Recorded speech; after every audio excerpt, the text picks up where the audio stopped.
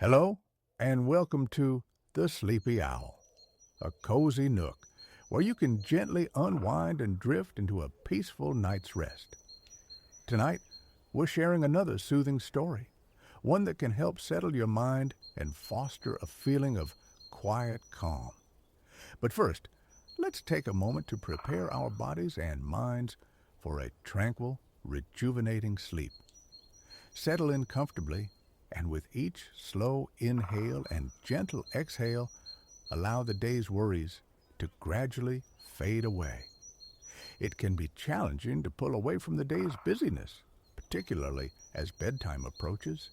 Yet remember, the less we stress over falling asleep quickly, the easier it becomes for our minds to release any tension. Let the gentle rhythm of your breath carry off lingering concerns, and let tonight's story be your guide toward deep relaxation. Now make yourself comfortable and let the warmth of the sleepy owl envelop you. Enjoy the story, and may you find a restful, peaceful slumber here in our little nighttime sanctuary.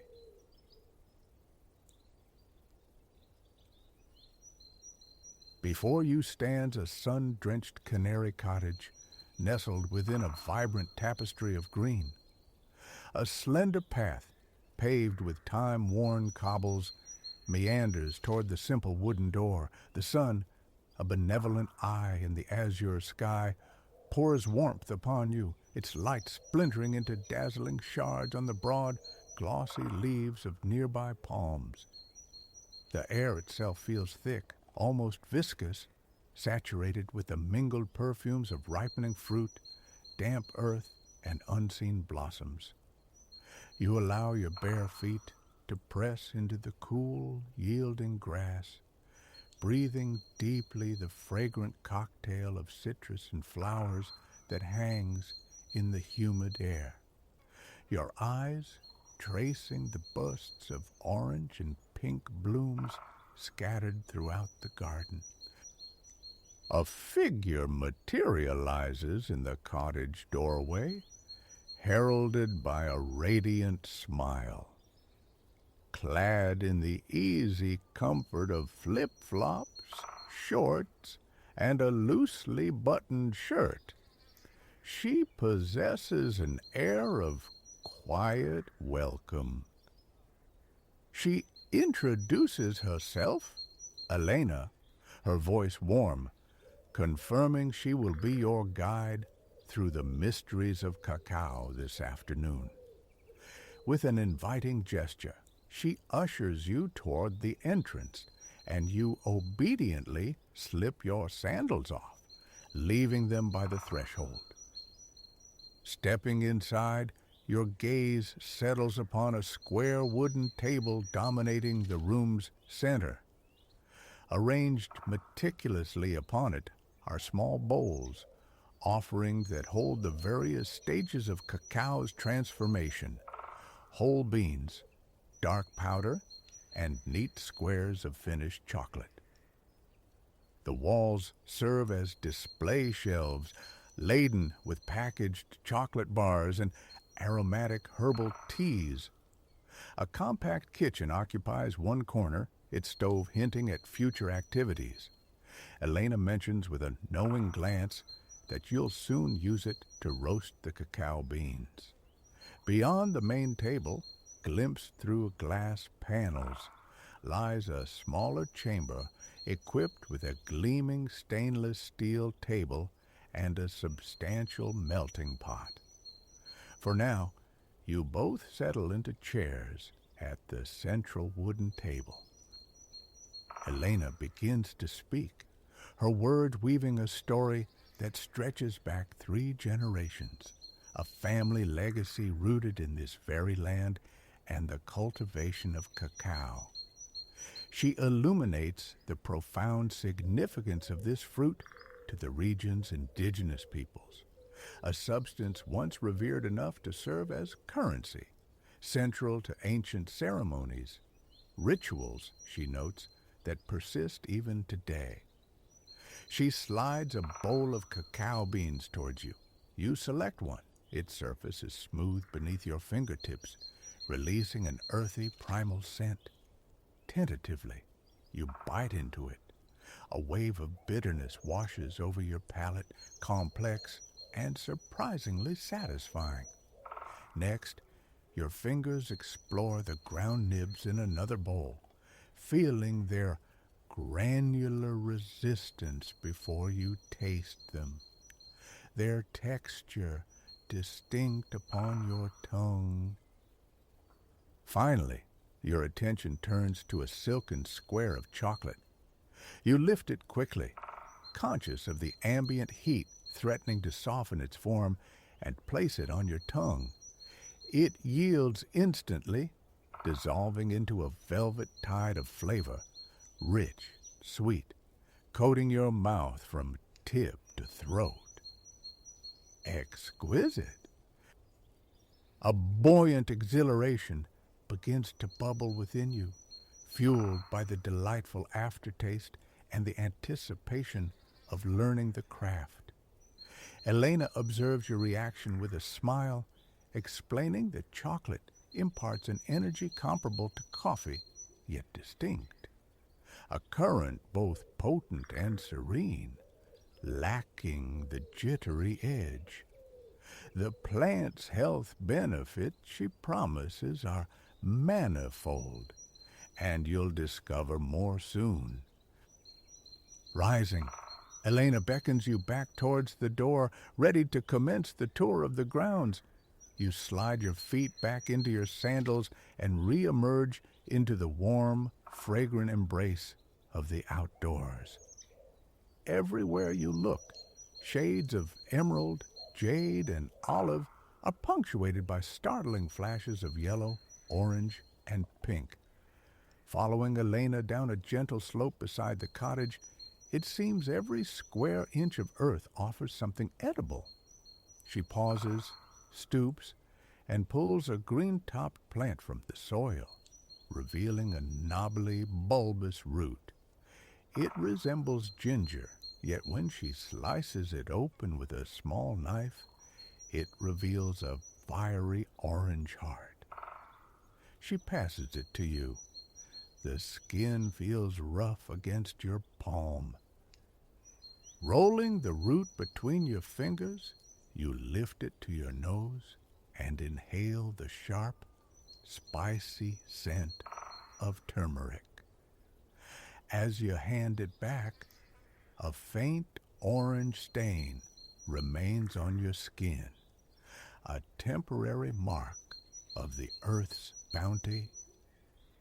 Your path then leads towards a papaya tree, the ground soft and forgiving beneath your steps. Its pale brown trunk ascends to a crown of long, slender leaves that flutter in the slight breeze, resembling an elegantly tattered umbrella. Sheltered just beneath this canopy, a cluster of smooth, oval green papayas clings tightly to the trunk. As you trail Elena across this edible mosaic, you glimpse a sprawling lemon tree, a passion fruit vine dangling its plump jewels, and a defensive cluster of spiky aloe vera. You turn onto a dirt path that climbs a modest incline. Here stands a small grove of trees, shorter than the others, adorned with what appear to be oversized ridged lemons and limes. Elena clarifies, these are cacao trees, and the vibrant yellow and green oval fruits are the cacao pods. She reaches up, twists a yellow pod from its branch, and places it in your hands. It feels surprisingly heavy, its skin waxy and textured with bumps. Together, you gather several more, carrying your precious cargo along the shaded dirt path, back towards the cool refuge of the canary yellow cottage. Inside, the air feels refreshingly cool, stirred by the lazy rotation of the ceiling fan. The time has come to begin the alchemy of chocolate making. Elena arranges the harvested pods, yellow and green, on the counter. With practiced ease, she slices one open, revealing rows of beans encased in a fleshy white pulp. She instructs you to taste one, but cautions against biting the bean itself. You place the pulp-covered bean in your mouth. It melts against your tongue, releasing a sweet nectar reminiscent of lychee fruit. Gently, carefully, you suck the sweet flesh away, mindful of the precious bean nestled within. Removing the seed, you hold a raw cacao bean. Curiosity prompts a nibble. It yields softly, releasing a startling bitterness, a world away from the chocolate you hope to create. You try another bean, this time from a yellow pod. The surrounding fruit tastes discernibly sweeter, the color indicating ripeness. Elena explains that these beans, still cloaked in their white fruit, undergo a crucial transformation: fermentation. They are left outdoors, spread under the sun's watchful eye for a full week. During this time, the beans absorb sugars and complexities from the decomposing pulp, developing the foundational flavors of chocolate. To expedite your lesson, Elena produces a batch of beans that have already completed this sun-kissed transformation. With a click, the gas flame blooms beneath a large frying pan on the stove. You pour the fermented beans into the waiting pan, initiating the dry roasting process. Almost immediately, an aromatic cloud begins to rise, the unmistakable comforting scent of chocolate. You stir the beans continuously, listening to their rhythmic clatter against the hot metal. After several minutes, the pan is removed from the heat, and the roasted beans are tipped onto a plate. You pick one up, feeling its residual warmth, then bite down. The outer shell offers a satisfying crunch, yielding to the warm, developed cocoa taste within. Slowly, you savor the entire bean, appreciating the dramatic contrast between its current state and the raw bitterness experienced moments ago.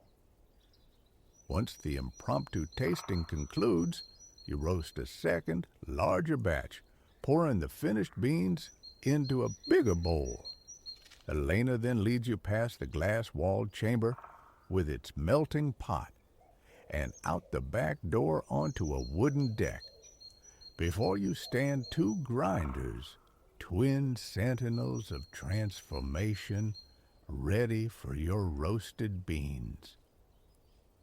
Beyond the deck, on the grass, rests a long table covered with trays lined with broad, flat banana leaves. Upon these leaves lie more cacao beans, caught in the midst of their sun-drenched fermentation. Returning to the deck, you pour your freshly roasted beans into the hopper of the first grinder. You begin turning the metal handle, a steady circular motion. The machine groans softly as it crushes the whole beans into smaller, irregular pieces, cacao nibs. You watch them tumble into the collection tray below. The act of grinding releases the soul of the chocolate, its potent aroma conjuring faint echoes of childhood treats.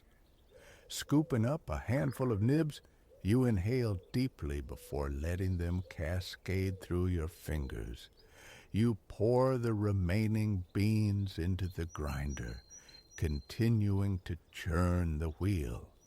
The lush backdrop of tropical plants and trees, a soothing panorama for your labor. When all the beans have passed through the first grinder, Elena demonstrates the next step, sifting. She shows you how to toss the nibs gently in your hands, allowing the lighter outer shells to be carried away by the breeze while the heavier, denser nibs fall back into the tray.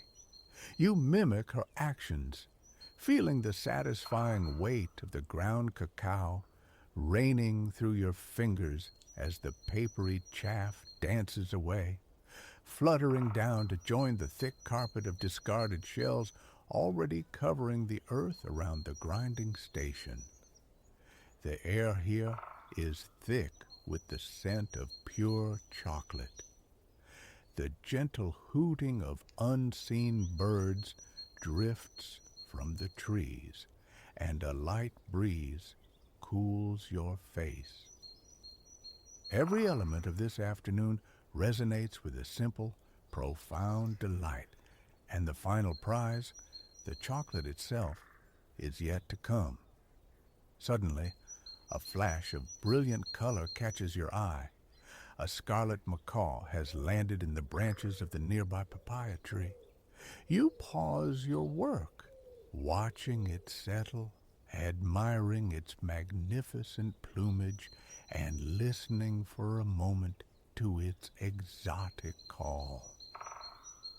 Costa Rica, you reflect, truly pulses with life, one of the most biodiverse places on earth. The abundance of fruit you've seen and tasted, the symphony of animal sounds, it all underscores the vibrant beauty of this land. After the nibs are thoroughly sifted, the shells whisked away by the wind, you carry the tray to the second grinder. This machine is designed for a finer grind. Round and round, you spin the lever again, watching as the nibs are pulverized into a progressively finer powder. The cocoa scent intensifies with each rotation, evoking cozy memories of warming hot chocolate on cold days. The breeze continues its gentle caress against your skin as you work. An iguana, ancient and unperturbed, lumbers slowly across the yard, oblivious to the delicious industry unfolding nearby. Once the final grinding is complete, Elena offers you a glass of water. You gratefully accept, taking a long sip of the cool liquid and wiping a bead of sweat from your brow. Making chocolate, you realize, is labor, satisfying, but demanding. As you rest, you breathe deeply, noticing how the pervasive chocolate aroma now mingles delicately with the floral perfumes drifting from the garden. The combination is utterly enchanting. Water finished, you carry the tray of fine cacao powder back inside, entering the designated chocolate-making chamber. It's a small functional space, the most modern-looking part of the house. The temperature is noticeably cooler here. Glass windows offer views both outward to the verdant garden and inward to the main kitchen area, where the culmination of your efforts will soon be enjoyed. On the stainless steel counter sits an open-topped metal blending machine. You carefully pour the chocolate powder into its bowl, and Elena switches it on. The powder begins to spin, a brown vortex becoming finer and finer. First, any lingering larger particles surrender, transforming the contents into a uniform powder perfect for hot cocoa. Then, astonishingly, the powder begins to liquefy. Elena explains this mesmerizing alchemy. The friction and heat generated by the blending process release the natural cacao butter present in the beans, melting the solids into a smooth, flowing liquid. You watch, captivated, as the bowl fills with glossy, molten chocolate. Elena hands you a small wooden stick, an invitation to taste your creation. You dip it in. The mixture is thick, clinging voluptuously to the wood. The taste of the pure blended cacao is incredibly rich and creamy, its depth astonishing, given the absence of any milk or sugar. While you continue to sample this unadulterated essence, Elena briefly leaves the room, returning with several jars filled with colorful dried fruits. One jar holds the spiky green peels of guanabana, another contains the tiny dark seeds of passion fruit. A third showcases the dramatic contrast of white flesh and magenta skin from dried dragon fruit. The last holds dried marignon, the small reddish-orange cashew apples bursting with vitamin C. You take a moment, considering the potential pairings. Lifting the lids, you inhale the distinct aromas of each fruit, sweet, tangy, subtly sour. The vibrant colors are a feast for the eyes. Your choice settles on passion fruit. Elena efficiently grinds the dried seeds into a fine powder. Then, you pour the liquid chocolate directly onto the cool stainless steel counter. It spreads outward from the initial drop, forming a perfect glossy disc that grows as you empty the blender bowl. Elena sprinkles the golden passion fruit powder evenly over the surface. The sweet tart fragrance of the fruit instantly marries with the deep cocoa aroma, filling the small room. She hands you a short, wide metal spatula. You begin to fold the powder into the chocolate, the tool moving smoothly through the soft, creamy mass. Once thoroughly combined, you carefully guide the mixture into a silicone mold shaped like small hearts. Elena then whisks the tray away, placing it into a nearby freezer to solidify. You instinctively lick the remaining chocolate from the spatula. The passion fruit's bright tang cuts beautifully through the creamy, slightly bitter cacao. A perfect harmony of flavors. You carry the now empty blender bowl back to the main room, returning to the wooden table. Elena joins you, and together, using wooden sticks, you scrape every last remnant of the delicious mixture from the sides of the bowl. It's a shared, simple ritual. You marvel at the unique and delectable flavor profile of the cacao at each distinct stage of its journey. It's easy to understand why ancient cultures might have considered this the food of the gods. Mindful of its revered status, you ensure no drop goes to waste. Elena grins, sharing the impromptu snack, and begins to elaborate on the health benefits of consuming minimally processed chocolate. Sustained energy, stress relief, even potential cardiovascular advantages.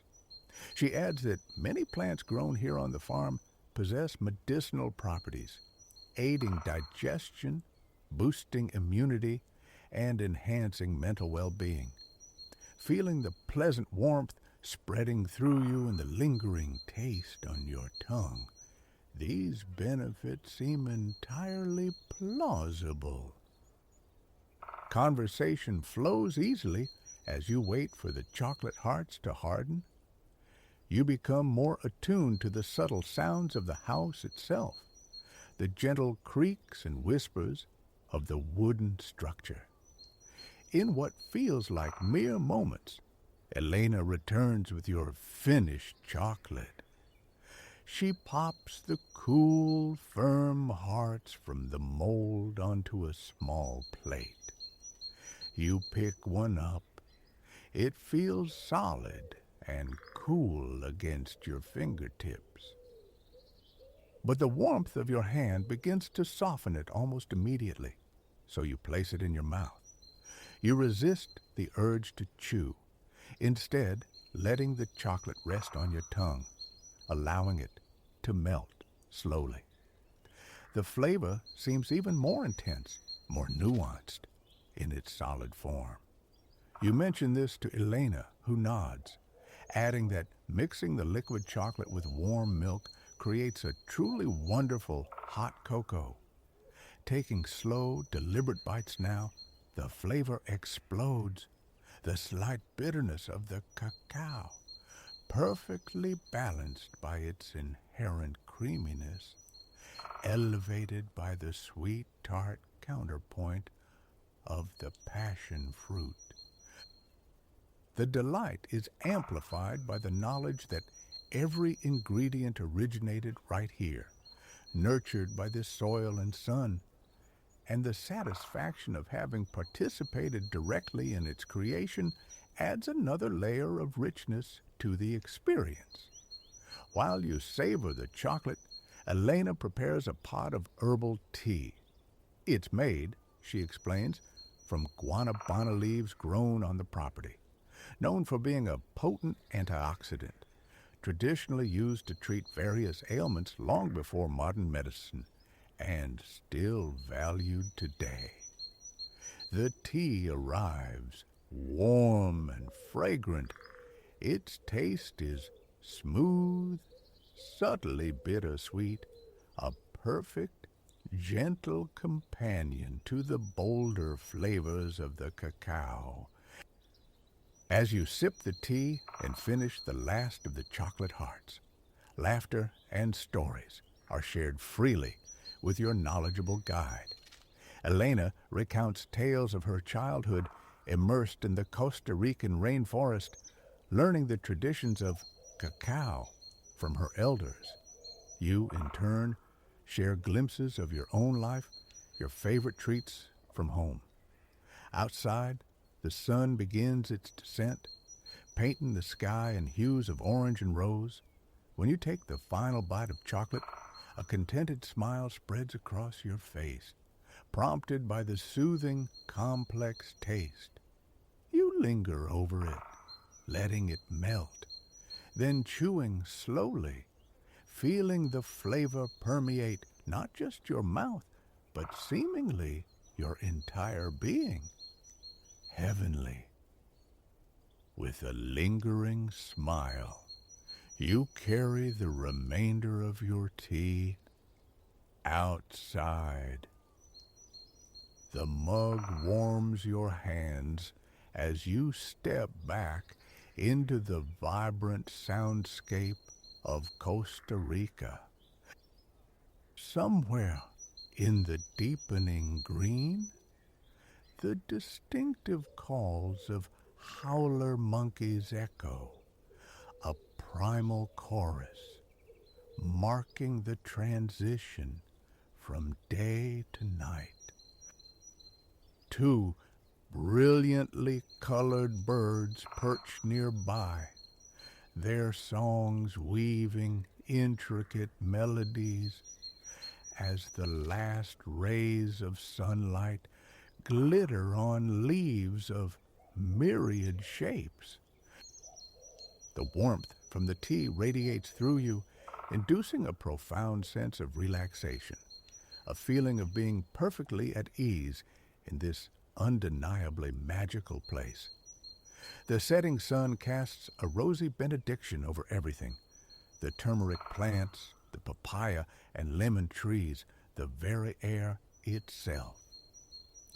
A wave of gratitude washes over you for the chance to experience this place, this moment, and especially for the taste of chocolate born from this earth, transformed by your own hands, letting the sensory tapestry envelop you. A deeper calm settles in, a gentle drowsiness, suggesting the profound peace of falling asleep right here, cocooned in the soothing lullaby of the Costa Rican rainforest.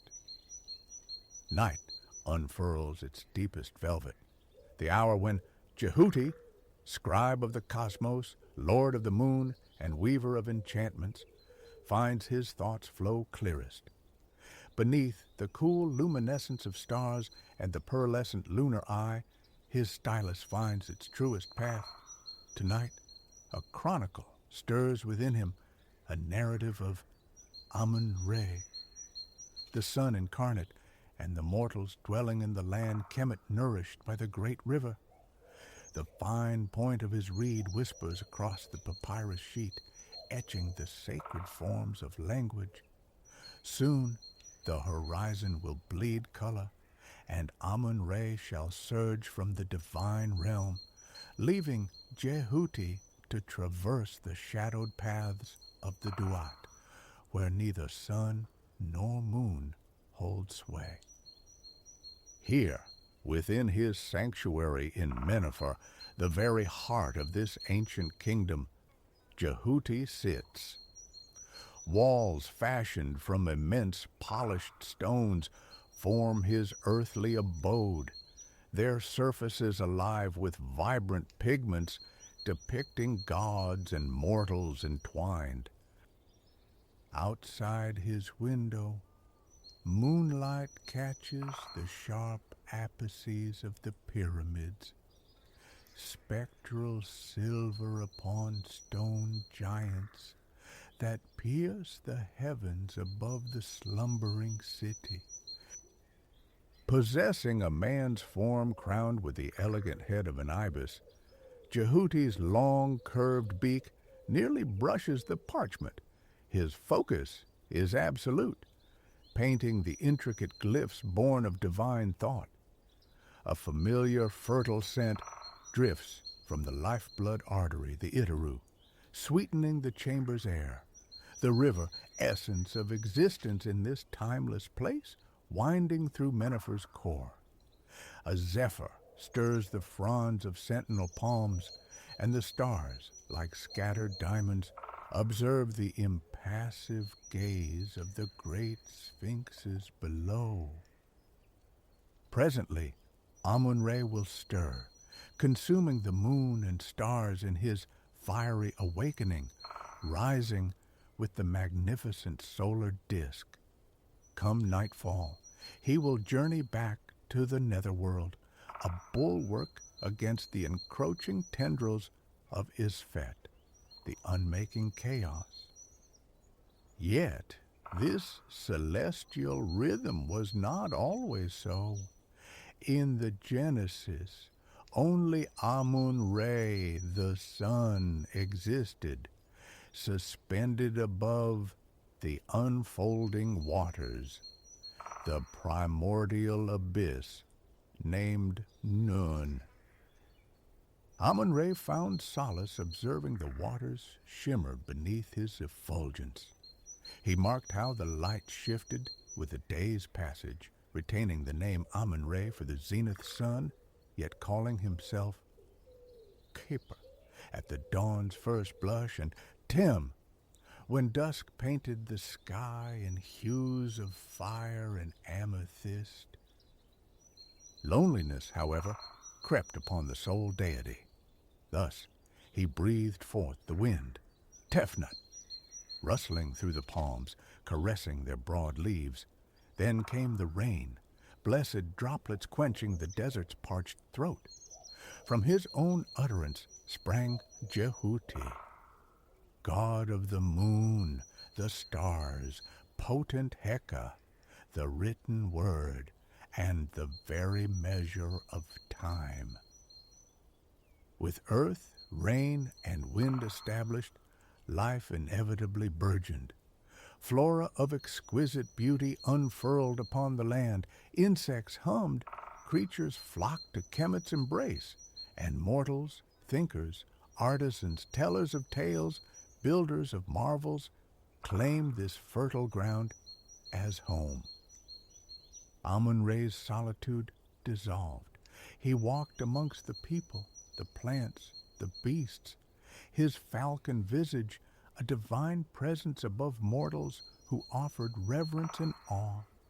His warmth coaxed crops from the soil. His light guided the hands of artists and scribes in their great endeavors. Amun-Re reigned supreme over the terrestrial sphere, while his divine sibling, Wezer, held dominion over all that lay beneath. The Duat, realm of gods and departed heroes, pulsed with both beauty and untamed forces. The mortal world, bathed in sunlight, was consecrated to Ma'at, to order. Ages turned like the water wheel. Amun-Re designated a pharaoh, a mortal reflection of divine authority, to uphold law and harmony among the Egyptians. Weser, meanwhile, governed his shadowy kingdom below. But restlessness stirred in Weser's heart. A yearning grew to witness the world of mortals. As time flowed on, the subtle disharmony of the Duat began to seep upwards, contaminating the earth. Consequently, the men and women of Kemet turned from Amun-Re. His temples stood silent, respect dwindling like the receding floodwaters. But Amun-Re remained undeterred. He perceived the path to restore equilibrium. Turning to Jehuti, he declared, "You have ever been my aid in preserving Ma'at. You charted the calendar, orchestrated the seasons. Now a new duty awaits. You must keep vigil over the earth through the night." Amun-Re elaborated. He would descend into the Duat each night, ensuring Wesir remained confined to his realm. By day, however, Amun-Re's work lay upon the earth. Every dawn, he commenced his celestial pilgrimage across the vast canvas of the sky. His rosy fingers stretched from the east, unfurling the tapestry of daylight. With his mighty maw, he devoured the moon. Beneath his radiant gaze, the cities of Kemet awakened. Merchants cried their wares in bustling marketplaces. Women bartered for milk, eggs, fine linen. Magicians enacted wonders before spellbound crowds, while artists brushed vibrant scenes onto stone. In the fertile fields, farmers cast seeds, wheat, barley, flax, and grapevines. And within the towns, children gathered before tutors, learning the sacred art of reading and writing. As midday blazed, Amun-Re reigned from his celestial throne. The searing heat drove farmers and merchants indoors, seeking respite. Cool, fresh fruit, nurtured by the Nile's fertile silt, offered refreshment.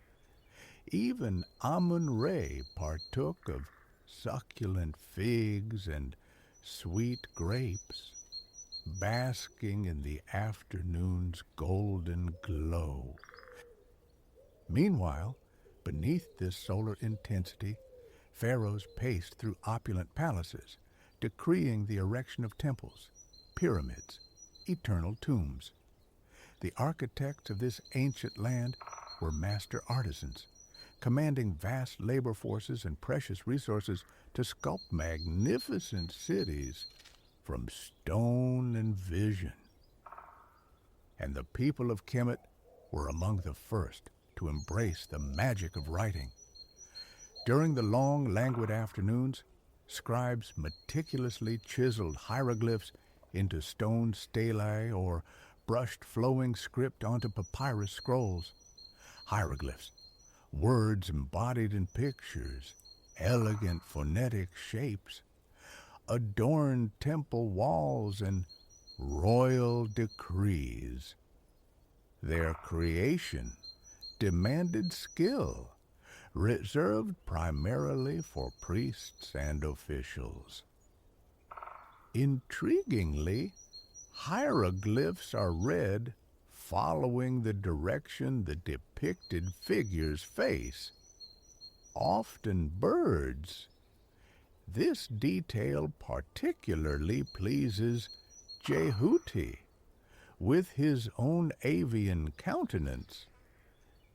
While scribes labored over their intricate characters, Amun-Re continued his westward arc across the heavens, journeying beyond the Nile's ribbon of green. Long boats, sails catching the breeze, navigated the northern Mediterranean coast, conduits for goods flowing to and from the wider Near East. Beyond the fertile valley, Amun-Re gazed down upon the endless sand dunes, where golden dust danced on gusts of wind. Tefnut, essence of air, offered a subtle smile as specks of sand glittered, ephemeral jewels in the breeze. Traveling west, Amun-Re began his descent. Back in Mennefer, golden light brushed the rooftops as families convened for their evening repast. Scribes, magicians, merchants, farmers, all returned homeward. Amun-Re observed these gatherings, from humble farmsteads to pharaonic halls, tables laden with bounty, green vegetables pungent with garlic, spiced lentils, eggs, warm bread. Across the land, honeyed beverages accompanied the hearty fare, seasoned with shared stories and easy laughter. Now, Amun-Re began to stain the sky with washes of pink, violet, and crimson. His time drew near to descend into the Duat, while mortals slept and dreamt, restoring themselves for the day to come. He journeyed towards the horizon to meet Seshat. She, consort of Jehuti, is the goddess of wisdom, writing, and measurement, the keeper of cosmic records. Alongside her husband, Seshat ensures the regular turning of stars and seasons. Through truth and precision, she maintains the delicate equilibrium of the universe. By day, Seshat guarded Amun-Re's solar bark, moored at the threshold of the mortal realm. At twilight, she watched him embark upon his nocturnal voyage into the underworld.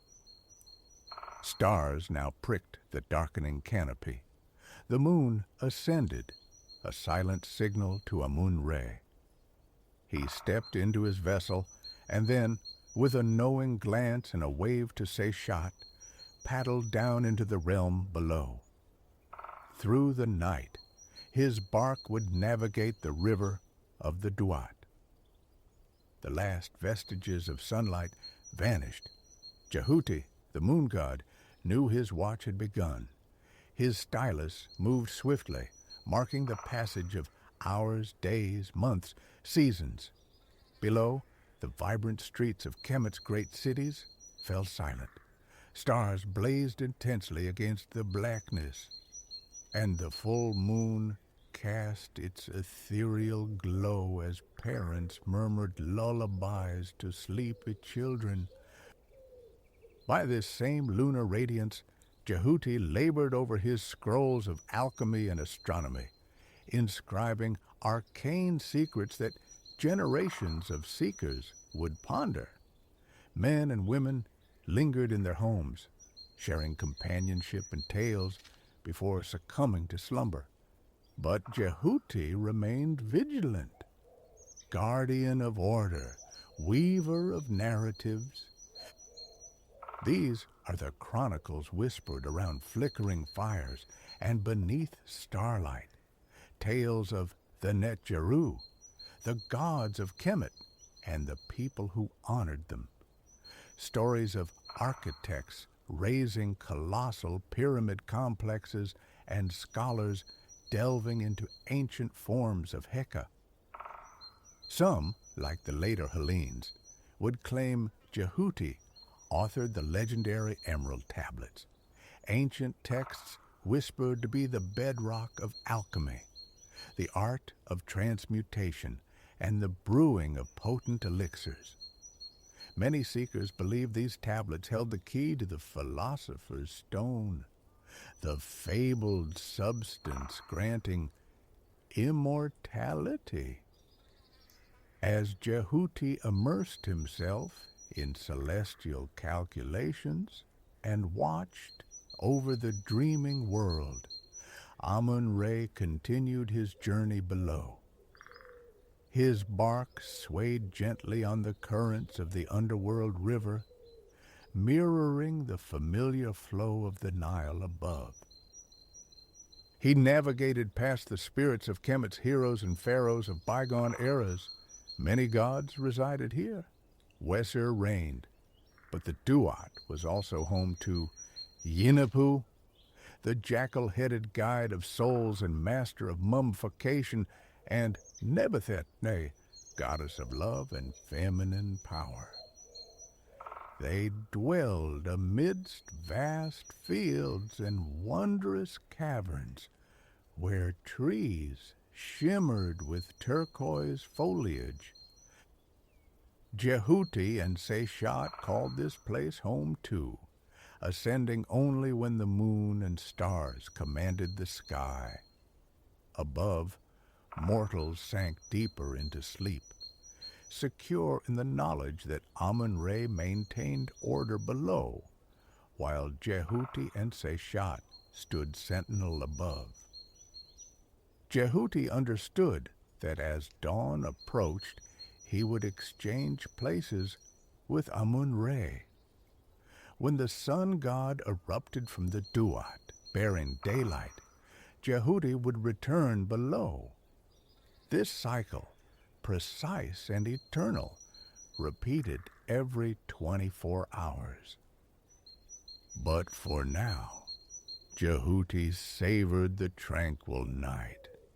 His gaze swept across the grand city of Mennefer, ancient capital of Kemet.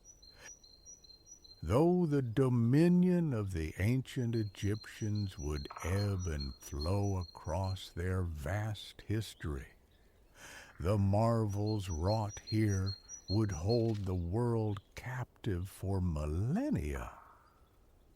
A subtle curve touched Jehuti's beak as his stylus scratched rhythmically. He cherished this quiet interlude when the tension between order and chaos found a serene equilibrium. Yet he knew he wasn't the sole nocturnal soul. Others shared his affinity for the night. For in Mennefer, night was magic's domain. While families slept, astronomers, wrapped in warm shawls against the desert chill, slipped outside. They scanned the heavens, discerning patterns where others saw only scattered points of light. They charted the constellations, naming them after beloved gods and resonant myths. The geese of Amun-Re, an ancient stellar pattern lost to later ages, wheeled overhead. But tonight, two prominent configurations dominated the sky, patterns destined to be known centuries later as the Plough and Orion. These stargazers played a vital role for the people of the Nile. Through generations of observation, they learned to read the celestial signs predicting the river's inundation, allowing farmers to synchronize their planting and harvesting with the life-giving flood.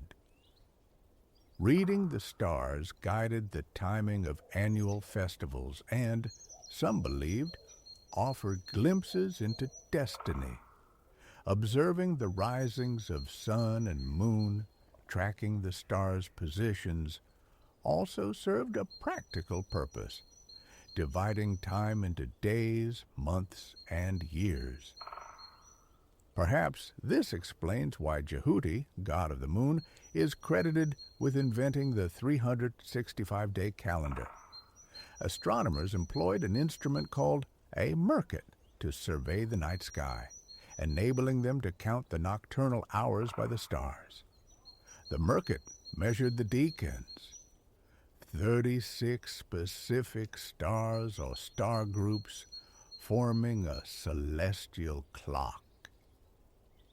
The Book of Nut, an ancient astronomical compendium, detailed how these stars marked the passage of days, months, and hours.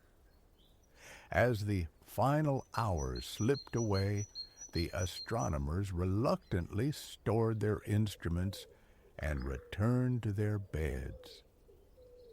For soon Amun-Re would bring the dawn.